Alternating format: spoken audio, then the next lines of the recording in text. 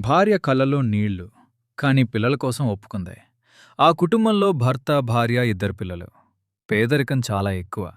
రోజు పనిచేసి రోజు తినే పరిస్థితి. పిల్లల భవిష్యత్తు కోసం భర్త ఒక పెద్ద నిర్ణయం తీసుకున్నాడు. నేను కువైట్కి వెళ్తా. డబ్బు సంపాదించి మన జీవితం మార్చుతా అన్నాడు. భార్య కళ్ళలో నీళ్లు. కాని పిల్లల కోసం ఒప్పుకుంది. కువైట్లో భర్త రోజు 12 గంటలు పని. ఎండలో అలసటలో కూడా ఒక్క ఆలోచనే, నా పిల్లలు బాగా చదవాలి, నా భార్య సంతోషంగా ఉండాలి. ఇండియాలో మాత్రం పరిస్థితి వేరేలా ఉంది. పేదరికం ఇంకా అలాగే ఉంది. ఒకరోజు రాత్రి భార్య వీడియో కాల్ చేసింది. పిల్లలడిగారు, నాన్నా, నువ్వెప్పుడొస్తావ్?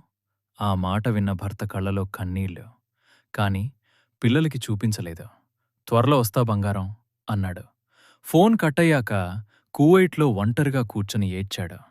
పేదరికం ఒక కుటుంబాన్ని ఇలా దూరం చేస్తుంది. కాని ప్రేమ మాత్రం ఎప్పుడూ దగ్గరగానే ఉంటుంది.